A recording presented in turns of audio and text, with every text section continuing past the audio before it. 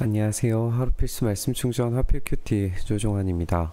오늘 함께 나눌 하나님 말씀은 이사야서 66장 15절에서 24절까지 말씀입니다. 오늘 우리는 이사야 마지막 부분을 읽게 됩니다. 이 마지막 말씀이 이제 심판과 구원에 대한 메시지로 이제 연결되어져 있는데, 우리가 이 본문 읽으면서 이사야의 전체적인 핵심의 내용들을 여기에서 이제 다시금 한번 점검해보고 복기하는 그런 본문으로 읽어가 보셨으면 좋겠습니다. 보아라, 주님께서 화염에 쌓여 오시며 그의 병거는 마치 회오리 바람처럼 올 것이다. 그의 노여움이 진노로 바뀌고 그의 질책이 타는 불길이 되어 보응하려고 하신다. 주님께서 불로 온 세상을 심판하시며 주님의 칼로 모든 사람을 심판하실 것이니 주님께 죽임을 당할 자가 많을 것이다. 스스로를 거룩하게 구별하며 모름을 깨끗이 하고 이교 제사를 바치는 동산으로 들어가서 우상을 가운데 놓고 둘러서서 돼지고기와 부정한 짐승과 쥐고기를 먹는 자들은 모두가 다 망할 것이다. 주님의 말씀이다. 이제 우상 숭배자들의 이 파괴적인 결말을 이제 말씀하고 계시는데요. 하나님께서 이 우상 숭배자들에 대한 결말을 불로 주님의 칼로 그렇게 다스리시리라고 하는 것을 이제 선언하고 계십니다. 우리가 이사야 전체의 말씀을 통해서 이 우상 숭배자들에 대한 하나님의 그 경멸적인 이야기들을 우리가 읽어왔습니다. 하나님께서 그것들을 가증하게 여기시고 심판하시려고 하는 이야기들, 이스라엘 백성들이 그렇게 포로로 끌려갈 것이고 그들 가운데 또 여전히 회개하지 않는 자들에게 최종적인 심판의 선고가 내려졌다는 사실을 우리가 알게 됩니다. 그리고 이 본문을 우리가 읽으면서 느끼는 것은 이런 심판의 메시지가 최종적으로 마지막 시대에 반드시 일어나리라고 하는 그런 이야기입니다. 온 세상을 심판하셔서 온 세상에 있는 우상 숭배자들을 하나님께서 쓸어 버리실 것입니다. 단지 이스라엘에게 심판이 내리는 것에서 멈추는 것이 아니라 이제 심판의 메시지가 온 세계로, 온 우주적인 심판으로 지금 확장되고 있다는 사실을 우리가 주목해서 살펴보셨으면 좋겠습니다. 그리고 그 최종적인 심판의 도구가 불로써, 화염으로서, 칼로서 이루어지고 있다는 사실도 여러분 한번 기억하셨으면 좋겠습니다. 이 이야기들이 지금 요한계시록과 어떻게 밀접하게 지금 이어지고 있는지도 한번 계속해서 떠올려 보셨으면 좋겠어요. 최종적인 심판이 결국에는 예수 그리스도의 재림을 통하여서 이루어진다는 사실을 우리가 성경 전체를 놓고 생각을 해봤을 때 이 마지막 장면이 우리에게 주는 이미지는 선명하고 분명하다라고 그렇게 생각을 합니다.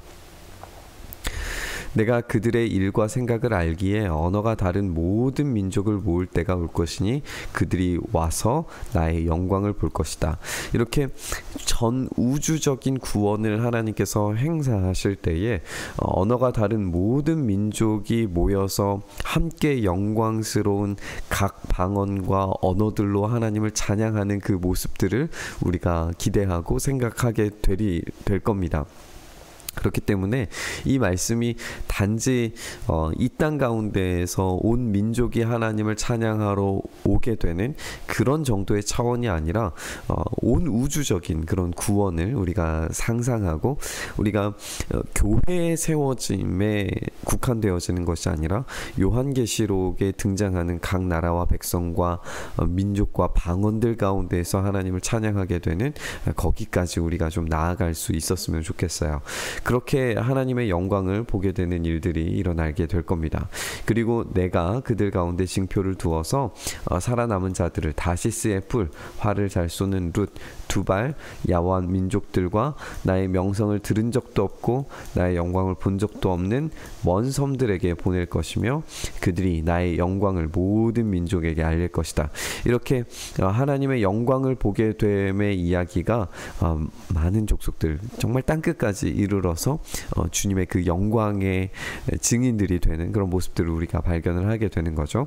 마치 이스라엘 자손이 주의 성전에 바칠 예물을 깨끗한 그릇에 담아서 가져오는 것과 같이 그들이, 그러니까 이 모든 민족과 방언과 족속과 이 언어들 가운데서 찬양하러 오는 이들이 또한 모든 민족들로부터 너희의 모든 동포를 나 주에게 바치는 선물로 말과 수레와 가마와 노새와 낙타에 태워서 나의 거룩한 산 예루살렘으로 데리고 올 것이다. 이런 이제 수많은 민족들과 함께 그 수많은 물질들과 함께 모여서 예루살렘에서 찬양과 경배를 올리게 되는 그때를 이제 기대하게 되는 거죠.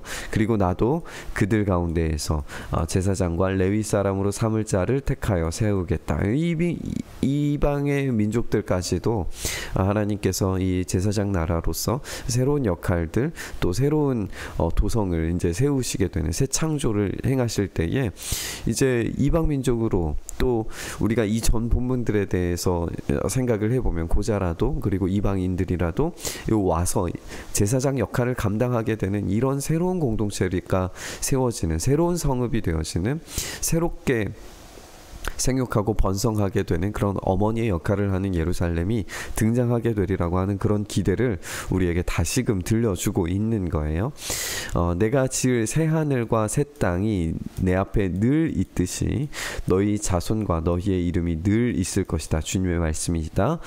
매달 초하루와 안식일마다 모든 사람이 내 앞에 경배하려고 나올 것이다. 이제 새롭게 회복된 그 새 하늘과 새 땅에서 새로워진 예배로, 그리고 이 하나님이 원하시는 그 창조의 원리에 따라서 새롭게 드려지는 그 예배들로 채워지리라고 하는 그 기대를 오늘 본문 가운데 들려주십니다. 그러나 이런 예배의 메시지, 찬양의 메시지, 경배의 메시지에서 끝나는 게 아니라 다시금 경고의 메시지로 돌아가는데요. 그들이 나가서 나를 거역한 자들의 시체를 볼 것이다. 그들을 먹는 벌레, 거역한 자들을 먹는 벌레가 죽지 않으며 그들을 삼키는 불도 꺼지지 않을 것이니 모든 사람이 그들을 보고 소름이 끼칠 것이다. 우리가 이 장면이 이제 지옥의 형상을 우리가 떠올리게 되죠. 그리고 이 본문에서 이제 예배의 장면과 더불어 이제 마지막 구절이 이 꺼지지 않는 불로서 이제 등장한다는 것도 굉장히 의미심장합니다. 왜냐하면 이 예루살렘에서 제사를 드리고 남은 것들을 이제 태우는 골짜기가 있었죠. 인놈의 골짜기에서 그렇게 태워지는 꺼지지 않는 불, 그리고 그 시체 더미 가운데에서 이제 벌레가 늘 항상 생기는 그런 모습들을 사람들이 봤을 텐데, 예배의 장소와 그리고 늘 항상 타는 불과 구더기가 만연한 그 장소의 대비가 예루살렘 가운데 있었어요. 그렇게 이 대비가 이 본문 가운데에서 보여지면서 예배와 그리고 심판이 동시에 지금 이 장면 가운데 보여지는 것을 우리가 알게 됩니다.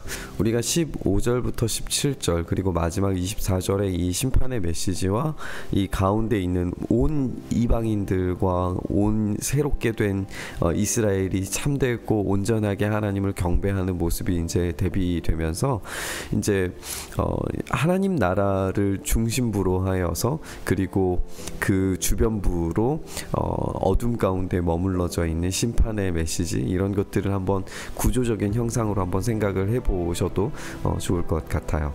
어쨌든 오늘 이 본문 이사야서 말씀의 최종적인 결론부로 우리가 읽게 되었는데, 이렇게 심판 가운데 있으면서도 하나님의 구속과 회복의 메시지가 담겨져 있다는 사실을 우리가 이 이사야서 전체를 통해서 느껴왔던 그런 메시지와 함께 동일하게 우리가 묵상해 보셨으면 좋겠습니다.